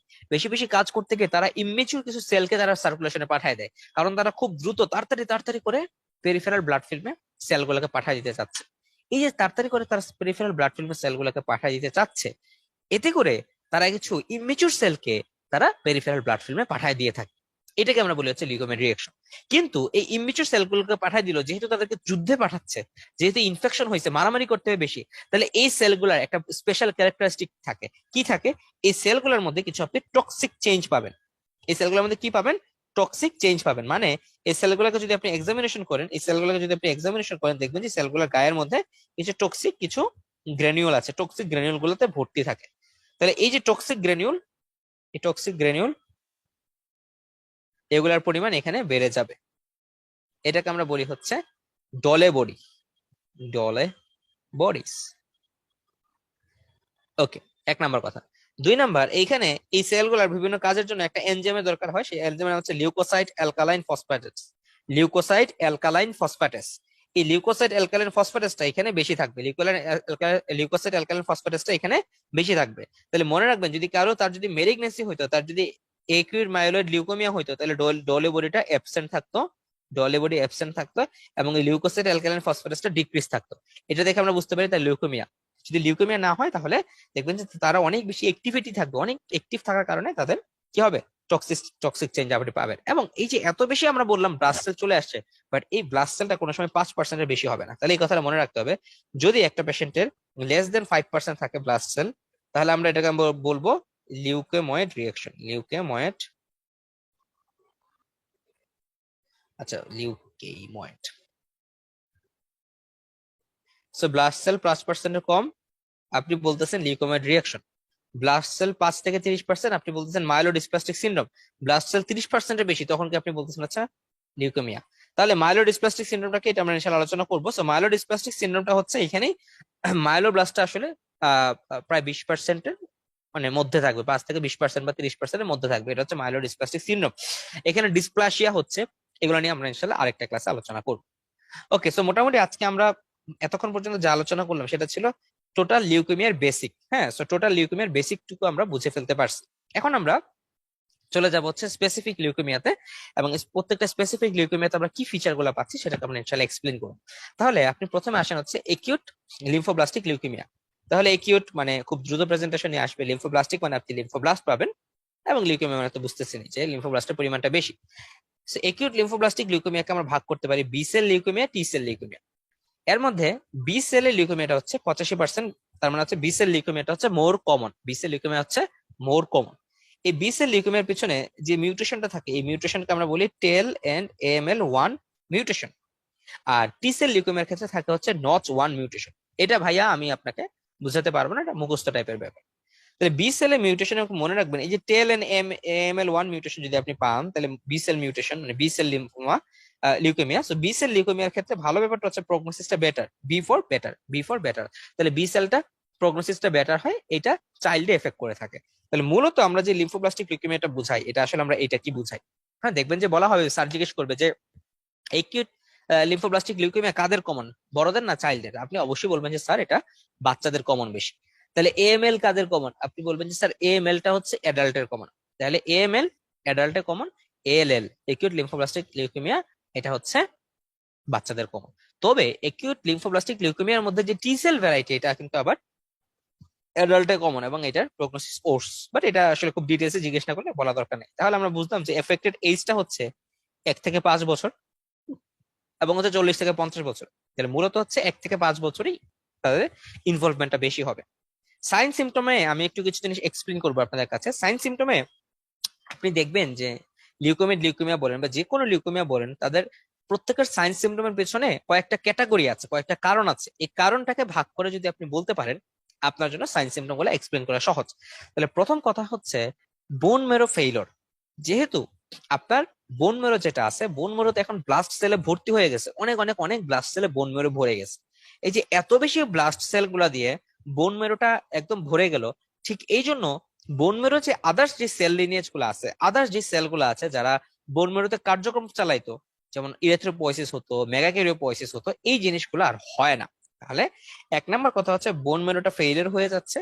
তো বোন মেরু ফেইলিয়ার হয়ে হয়ে যাওয়ার কারণে আপনার ইরেথ্রোপয়েসিস ঠিক মতো হচ্ছে না, সো আপনি এনিমিয়া পাচ্ছেন, আপনার ডব্লিউবিসি ঠিক মতো তৈরি হচ্ছে না, বা ইমমেচিউর ডব্লিউবিসি তৈরি হচ্ছে, তাহলে আপনি নিউট্রোপেনিয়া পাচ্ছেন, সে কারণে ইনফেকশন হচ্ছে, এবং আপনি ব্লিডিং পাচ্ছেন। কেন? কারণ থ্রম্বোসাইটোপেনিয়ার কারণে আপনি ব্লিডিং পাচ্ছেন। তাহলে লিউকেমিয়াতে লিউকেমিক সেলগুলা, অ্যাবনর্মাল সেলগুলা বোন মেরুর সমস্ত জায়গাটাকে ধরে নেওয়ার জন্য ওইখানে ইম্পর্টেন্ট সেল লিনিয়েজ গুলাকে সে মানে বন্ধ করে দেয়। ইম্পর্টেন্ট সেল লিনিয়েজ গুলা বন্ধ হয়ে যাওয়ার কারণে এনিমিয়া, ইনফেকশন, থ্রম্বোসাইটোপেনিয়া। তাহলে পরীক্ষাতে স্যার যখন বলবে একটা বাচ্চা আসছে আপনার কাছে, 5 বছরের বাচ্চা, তার জ্বর, তার গাম ব্লিডিং হচ্ছে, মানে ওই যে সুপারফিশিয়াল ব্লিডিং, থ্রম্বোসাইটোপেনিয়া লক্ষণ, তাহলে জ্বর, গাম ব্লিডিং, আপনি দেখলেন যে তার সুপারফিশিয়াল পালপেব্রাল কনজাংটিভাটা খুব পেইল, তার মানে এনিমিয়া আছে, বাচ্চাটা শোয়া থেকে উঠতে গেলে মাথা ঘোরাচ্ছে, বুক ধরফর করছে, তাহলে ডায়াগনোসিস কিন্তু হয়ে যাচ্ছে তার প্যানসাইটোপেনিয়ার লক্ষণ। এন্ড সেই প্যানসাইটোপেনিয়ার সাথে যদি আপনি ব্লাস্ট সেল পেয়ে যান, তাহলে 2 2 4 মিলে গেল এবং আপনার ডায়াগনোসিস কনফার্ম হয়ে গেল। তাহলে একটা হচ্ছে বোন মেরু ফেইলিয়ারের জন্য আমরা কিছু ফিচার পেতে পারি, নাম্বার 1। নাম্বার 2 হচ্ছে অর্গান ইনফিল্ট্রেশন। এই যে লিউকেমিক সেলগুলো আছে, এরা শুধু বোন মেরুতেই থাকে এরকম না, এরা বিভিন্ন অর্গানে ছড়ায় যায়, এবং ওই অর্গান গুলাকে ইনফিল্ট্রেশন করার জন্য ওই অর্গান রিলেটেড আপনি কিছু বৈশিষ্ট্য পান।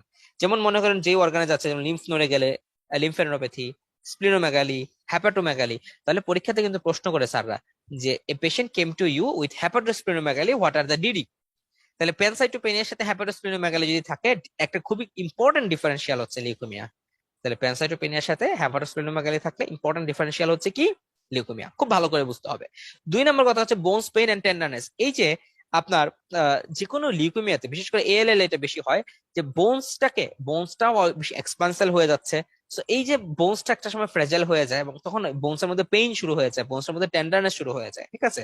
এ কারণে দেখবেন যে আমরা বোনি টেন্ডারনেস দেখি একদম জেনারেল এক্সামিনেশনে, বোনি টেন্ডারনেস দেখি। তাহলে কোনো পেশেন্টের যদি লিম্ফেডেনোপ্যাথি থাকে, লিম্ফ অ্যাডেনোপ্যাথি বা হ্যাপাটোস্প্লিনোমেগালি উইথ বোনি টেন্ডারনেস, লিম্ফেডেনোপ্যাথি বা হ্যাপাটোস্প্লিনোমেগালি উইথ বোনি টেন্ডারনেস, আমাদের ডায়াগনোসিস কিন্তু হয়ে যায় লিউকেমিয়া, ঠিক আছে? এছাড়া আমরা গ্রাম হাইপারট্রফি দেখতে পারি। মনে রাখতে হবে গ্রাম হাইপারট্রফিটা এটা আসলে একিউট মাইলয়েড লিউকেমিয়াতে, হ্যাঁ, বিশেষ করে একিউট মোনোসাইটিক লিউকেমিয়াতে আমরা পাই। আচ্ছা, এছাড়া সিএনএস ইনভলভমেন্ট হতে পারে। সিএনএস ইনভলভমেন্টটা কিন্তু আবার এএলএল এ বেশি কম, তাহলে খেয়াল রাখতে হবে সিএনএস বাচ্চাদের মেনিনজাইটিসের একটা কারণ হচ্ছে লিউকেমিয়া, মেনিনজাইটিসের কারণ হচ্ছে লিউকেমিয়া। ওকে, এবার আমরা আরো কয়েকটা কথা শিখলাম। এরপর হচ্ছে ক্লোরোমার কথা একটু বলি। ক্লোরোমা মানে কি? ক্লোরোমা মানে হচ্ছে এই যে লিউকেমিক সেলগুলা অনেক সময় যে ব্যাপারটা ঘটে, তারা বোন মেরু থেকে বাইরে বের হয় বিভিন্ন অর্গানতে ইনফিল্ট্রেশন করলেই। মাঝে মধ্যে কোনো অর্গান ছাড়াও বডির বিভিন্ন জায়গায় লিউকেমিক সেলগুলো একসাথে ডিপোজিশন হয়। লিউকেমিক সেলগুলো একসাথে ডিপোজিশন হয়ে একটা সলিড টিউমারের মতো একটা মাস তৈরি করে। তাহলে কি হইলো? লিউকেমিক সেলগুলা একসাথে ডিপোজিশন হইলো, সলিড টিউমারের মতো একটা মাস তৈরি করলো। এই জিনিসটাকে আমরা বলি হচ্ছে chloroma. Localised proliferation of myeloblasts outside the bone marrow producing solid tumor। তাহলে এটা কিন্তু পরীক্ষাতে ধরে, এটা কিন্তু ভাইভাতে ধরে, ঠিক আছে? এটা কিন্তু ভাইবার কোশ্চেন, অনেক সময় অনেক ভালো পারলে ভাইভাতে ধরবে। তাহলে ক্লোরোমা মানে কি? ক্লোরোমা মানে হচ্ছে localised proliferation of myeloblasts outside the bone marrow producing solid tumors। Example কি? এটা অনেক জায়গা হতে পারে, স্ক্যাল্পে হতে পারে, শরীরের যে কোনো জায়গা হতে পারে, তবে স্ক্যাল্পে সবচেয়ে বেশি হয়।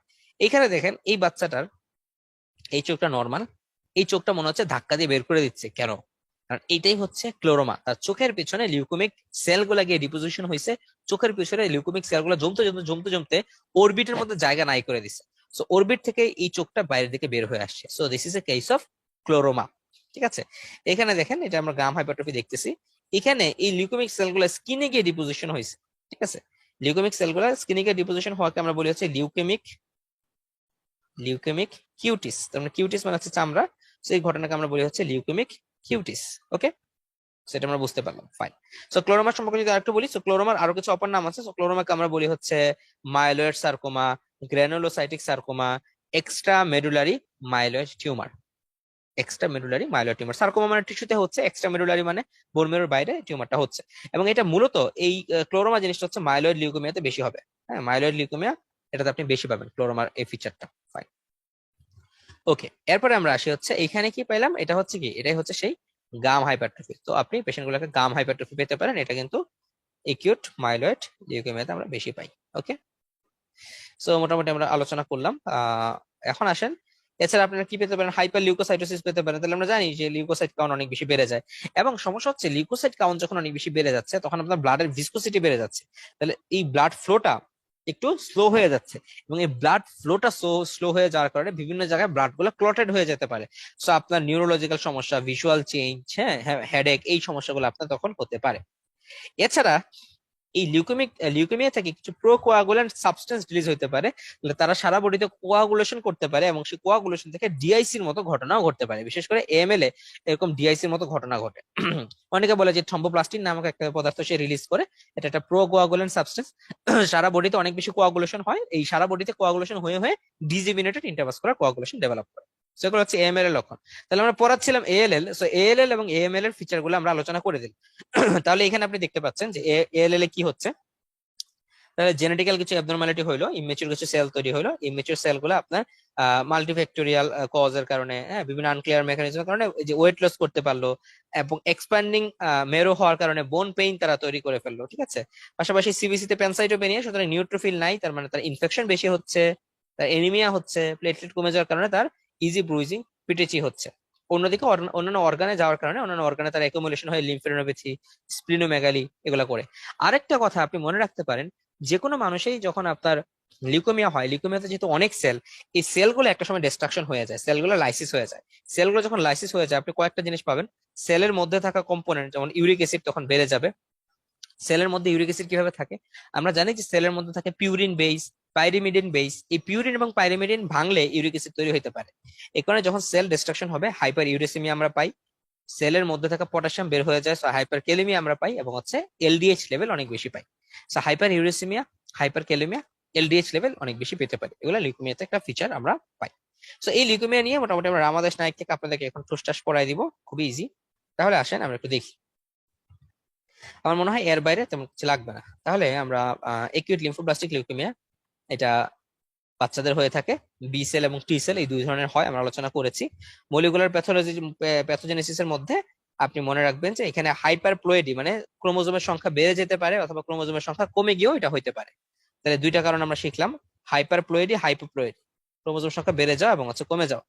এছাড়া ওই যে নচ ওয়ান জিনের মিউটেশন, এগুলা টেল এবং এএমএল ওয়ান এর মিউটেশন, এগুলো আমরা আলোচনা করেছি। ফাইন, এখন আসেন যদি আমরা ক্লিনিক্যাল ফিচারে যাই, বললাম যে বাচ্চাদের হবে, অনসেটটা হঠাৎ করে হবে, সিমটম গুলো আলোচনা অলরেডি করা শেষ। দুইটা কথা খুব ভালো করে মনে রাখবেন, সিএনএস ইনভলভমেন্ট এবং টেস্টিকুলার ইনভলভমেন্ট, সিএনএস ইনভলভমেন্ট এবং টেস্টিকুলার ইনভলভমেন্ট এটা এএলএল এ কমন বেশি, ঠিক আছে। তাহলে মেনিনজাইটিস থেকে শুরু করে টেস্টিকুলার ইনভলভমেন্ট, এই দুইটা কি হয় এএলএল এ বেশি কমন। ওকে, এখন আসেন ল্যাবরেটরি ফাইন্ডিং, খুবই গুরুত্বপূর্ণ, পরীক্ষাতে এটাই আপনাকে অ্যান্সার করতে হবে।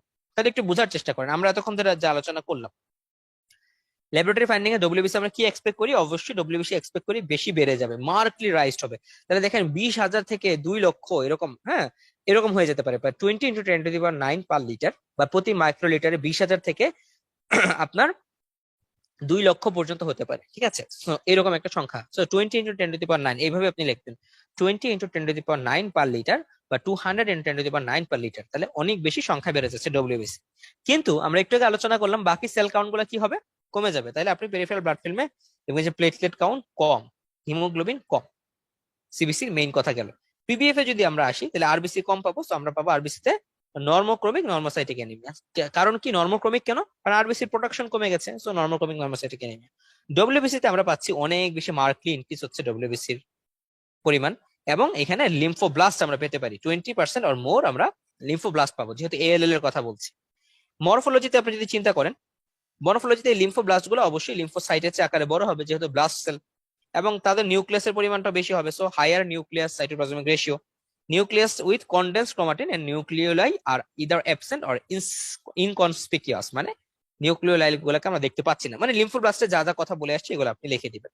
প্লেটলেট এখানে কমে যাচ্ছে, থ্রম্বোসাইটোপেনিয়া পাচ্ছে। তাহলে সিবিসি পিবিএফ কিন্তু খুবই সহজ, আমরা এতক্ষণ যে আলোচনা করছি সেটা ভিত্তিতে আমরা বলতে পারি। সাইটোকেমিস্ট্রিতে আমরা একটু আগে বলে আসছি, পিরিয়ডিক অ্যাসিড শিফট স্টেইন করলে কি পাবো আমরা, ব্লক পজিটিভিটি, আলোচনা শেষ। Myeloperoxidase negative, Sudan black B negative. Okay, bone marrow examination করলে বোন ম্যারোটা হাইপার সেলুলার হবে, এবং বোন ম্যারোতে অনেক বেশি ব্লাস্ট থাকবে, ব্লাস্টের পরিমাণ মোর দেন 20% হবে, সো ব্লাস্ট 20 থেকে ইভেন 100% পর্যন্ত হতে পারে, খুবই গুরুত্বপূর্ণ। আর ইরিথ্রোপয়েসিস এবং মেগাক্যারিওপয়েসিস কি হয়ে যাবে, অবশ্যই কমে যাবে। তাহলে বোন ম্যারো এক্সামিনেশন করার পর আমরা আরো করতে পারি ইমিউনোফেনোটাইপিং। ইমিউনোফেনোটাইপিং করলে আমরা তো শিখে আসছি 19-10 বা 19 আপনি 20 বলবেন, 19-20। তো 19-20 আর হচ্ছে 2-5-7, 2-5, CD3 বলতে পারেন, CD5 বলতে পারেন, CD8, 2-3-5-8, হ্যাঁ 2-3-5-8 বা 5-7, CD7, এই সবগুলো এখানে জড়িত থাকতে পারে। তো মোটামুটি আমরা ইমিউনোফেনোটাইপিংটা আলোচনা করে ফেলেছি। Fine. Biochemical finding, uric acid আমরা কি পাবো? ইউরিক অ্যাসিড আমরা বেশি পাবো। আগেই বলেছি ইউরিক অ্যাসিড সেলুলার ব্রেকডাউনের জন্য বেশি পাওয়া যাবে। এলডিএইচ কি পাওয়া যাবে?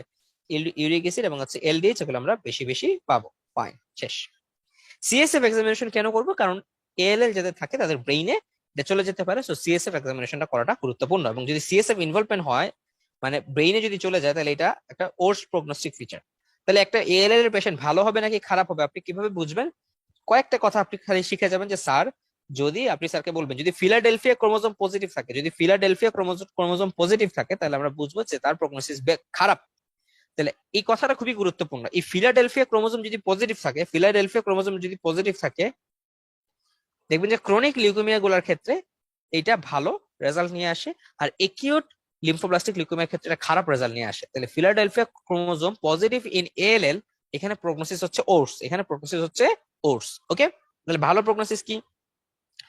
যদি 2 থেকে 10 বছরের মধ্যে হয়, যদি ফিমেল হয়, যদি তাদের টোটাল ডব্লিউবিসি কাউন্টটা 50,000 চেয়ে কম থাকে, হ্যাঁ টোটাল ডব্লিউবিসি কাউন্টটা যদি 50,000 চেয়ে কম থাকে, তাহলে তার প্রগনোসিস ভালো।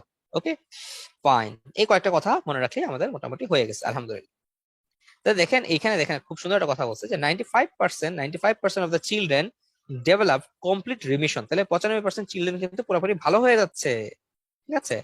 আর এএলএল এর প্রগনোসিস বরাবরই এএমএল এর চেয়ে ভালো, এএলএল এর প্রগনোসিস বরাবরই এএমএল এর চেয়ে ভালো। তো এই কয়েকটা কথা আমরা খেয়াল রাখার চেষ্টা করি। ফাইন, আলহামদুলিল্লাহ। সো আমরা একদম লাস্ট টপিকে চলে আসছি, সেটা হচ্ছে এএলএল। হ্যাঁ, ওকে। সো এএলএল এ আমরা কি কি পাচ্ছি? তাহলে এএলএল মানে হচ্ছে acute myeloblastic leukaemia. So acute myeloblastic লিউকেমিয়াতে ঠিক আছে। তো একিউট মাইলোব্লাস্টিক লিউকেমিয়াতে আমরা যে জিনিসগুলো পাবো, অবভিয়াসলি মাইলোব্লাস্ট পাবো। কোথায় পাবো? বোন মেরুতে পাবো। কত বেশি পাবো? 20 to 30% বেশি পাবো।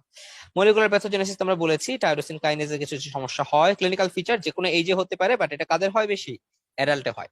ওকে, সিমটম এজ ইউজুয়াল আগের মতো, নিউ এনিমিয়া, নিউট্রোপেনিয়া, থ্রম্বোসাইটোপেনিয়া, বোন পেইন, ডিআইসি। হ্যাঁ, এবং এখানে যুক্ত হবে হচ্ছে জিঞ্জিভাল হাইপারট্রফি। তাহলে জিঞ্জিভাল হাইপারট্রফিটা এখানে কমন। এছাড়া হ্যাপাটোস্প্লিনোমেগালি, এটা এখানে কমন। এই দুইটা একটু মার্ক করে রাখবেন। ল্যাবরেটরি ফাইন্ডিং এজ ইউজুয়াল আগের মতো, এখানেও 20 লক্ষ থেকে 20,000 থেকে 1 লক্ষ বা 2 লক্ষ পর্যন্ত হতে পারে ডব্লিউবিসির কাউন্ট। হিমোগ্লোবিন কমে যাবে, থ্রম্বোসাইটোপেনিয়া হবে। পেরিফেরাল ব্লাড ফিল্মে আগের মতো কাহিনী পাচ্ছেন, ডব্লিউআরবিসি নর্মোগ্লোবিন নর্মোসাইটোএনিমিয়া, ডব্লিউবিসি বেশি বেড়ে গেছে। 20,000 এর মধ্যে 20% এর মতো ব্লাড সেল থাকে, এবং ব্লাড সেলের ফিচার গুলা কি এগুলো আবার বলা হয়েছে। তাহলে ব্লাড সেল দেখতে কিরকম? ব্লাড সেল হচ্ছে লিম্ফোসাইট থেকে অনেক বেশি বড় থাকে, নিউক্লিয়াস ক্রোমাটিন রেশিও বেশি থাকে, ক্রোমাটিনটা ফাইন থাকে, হ্যাঁ সাইটোপ্লাজমটা তুলনামূলক বেশি থাকে, অর রড থাকে, এবং Auer rod is the definitive evidence of myeloid differentiation. তাহলে ওই অর রডটা খুব ভালো করে মনে রাখতে হবে, ডেফিনেটিভ এভিডেন্স। ওকে, গেল। সো এই জিনিসগুলো তো আগে আলোচনা করা আমাদের হয়ে গেছে। এছাড়া আপনি যদি সাইটোকেমিস্ট্রি করেন, তাহলে মাইলোপারঅক্সিডেজ, সুডান ব্লেক বি, এগুলোকে আপনি পজিটিভ পাবেন। তাহলে খুবই গুরুত্বপূর্ণ। এছাড়া আপনি নন স্পেসিফিক অ্যাস্টারেজ, এটাকে আপনি পজিটিভ পাবেন। তাহলে তিনটা জিনিস আমরা পজিটিভ পাচ্ছি, কি কি? Sudan black B positive, myeloperoxidase positive, non specific esterase positive. এই তিনটা কথা মনে রাখবো। বোন মেরুটা আগের মতো একইভাবে হাইপারসেলুলার থাকবে, ব্লাড সেল থাকবে, ব্লাড সেলের পরিমাণ 20% বেশি থাকবে, আর ইরেথ্রোপয়েসিস এবং গ্র্যানুলোপয়েসিস, দুঃখিত মেগাক্যারিওপয়েসিস, এগুলো হচ্ছে ডিক্রিজড হয়ে যায়। ওকে, সেখানে দেখাচ্ছে এই যে সুডান ব্লেক বি দিয়ে পজিটিভ, মাইলোপারঅক্সিডেজ পজিটিভ। এরপর ইমিউনোফেনোটাইপিং, এগুলো তোমরা আগে আলোচনা করে আসছি। কত এখানে পাওয়া যাবে বেশি? সিডি 13-33। সো 13-33 এই নামগুলো ভালো করে মনে রাখবেন। 13-33 হচ্ছে এখানে ভালো করে পজিটিভ পাওয়া যায়। সাইটোজেনেটিক্স এর কথা আমরা আগেই আলোচনা করা হয়েছে, সো এটা বললাম না। এএমএল এর প্রগনোসিস, তাহলে এই কথাটা একটু খেয়াল রাখবেন। দেখেন, যদি কোর্সটা খুব দ্রুত রেপিডলি প্রগ্রেসিভ হয়ে যায়, তখন এটার প্রগনোসিসটা আসলে খারাপ, এবং সাইটোজেনেটিক মার্কার থেকে আমরা প্রগনোসিস বুঝতে পারি। মাইলয়েড সার্কোমা কি, এটা অলরেডি আলোচনা করা হয়ে গেছে। তাহলে এই হচ্ছে মোটামুটি আমাদের বেসিক কথাবার্তাগুলো ছিল একিউট লিউকেমিয়ার ক্ষেত্রে। লাস্ট অফ অল আপনাদেরকে একটা এএমএল এবং আহ, আপনার, আচ্ছা ঠিক আছে, এখানে তো মোটামুটি বলা হয়ে গেছে সবকিছু। দেখি আর কিছু বাকি আছে কিনা।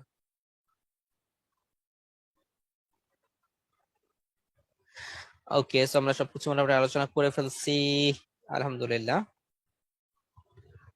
তাহলে আমরা একটু এখানে আবার দেখাই। সো এএমএল এর কথা আমরা বলছিলাম, তো এএমএল এই যে এখানে সেই মেকানিজম গুলো লেখা আছে, কেন কেন এএমএল এ কি কি ফিচার পাওয়া যাবে, ঠিক আছে। তো এই জিনিসগুলো আপনারা দেখলেই পারবেন। সো এই তো মোটামুটি এএমএল সম্পর্কিত যা আলোচনা ছিল, আমরা এএমএল এর বেসিক আলোচনাগুলো, ইম্পর্টেন্ট আলোচনাগুলো করে ফেলেছি। আচ্ছা, আর হচ্ছে আপনাকে বলার মতো আর কিছু নাই মনে হয়। সো আনফেভারেবল প্রগনোসিস, আচ্ছা এএমএল এবং এএলএল এর পার্থক্যটা আপনি চাইলে মনে রাখতে পারেন, এটা পরীক্ষাতে ধরতে পারে। সো এটা একটু লাস্ট, এটা বলে আমরা আজকের আলোচনাগুলো শেষ করবো ইনশাল্লাহ। সো এএলএল কাদের কমন? এএলএল হচ্ছে বাচ্চাদের কমন। এএলএল কাদের কমন? এএলএল হচ্ছে বাচ্চাদের কমন। এএমএল কাদের কমন? এএমএল হচ্ছে বড় মানুষের কমন, এক নাম্বার কথা। দুই নাম্বার কথা হচ্ছে মেনিনজেসে ইনভলভমেন্ট করে কে? এএলএল বেশি ইনভলভমেন্ট করে। মিডিয়াস্টাইনাল লিম্ফেনোপ্যাথি কে করতে পারে? এএলএল করতে পারে। এবং হচ্ছে ব্লাস্ট সেলের পার্থক্যটা আবার এখানে বললাম, ব্লাস্ট সেলটা কি, লিম্ফোব্লাস্ট একটু সাইজে ছোট, ওর রডটা থাকে না এখানে, ওর রডটা একদম প্যাথোগনমিক, ওকে। এবং নিউক্লিওলাইজ ওরাসিলো কোর্স, এটা হচ্ছে ফাইন। এই জিনিসগুলো আলোচনা করা হয়েছে। মাইলোডিসপ্লাসিয়া এএমএল এ থাকতে পারে। ইমিউনোফেনোটাইপিং এর কথা আবার সে আগের মতো করে এখানে আমরা বলেছি। তো 13-33টা হচ্ছে এএমএল এ থাকে। এই তো এই কয়েকটা কথা আমরা ইনশাল্লাহ মনে রাখার চেষ্টা করবো। তো ঠিক আছে, তাহলে ভালো থাকেন সবাই, সালামু আলাইকুম, আল্লাহ হাফিজ।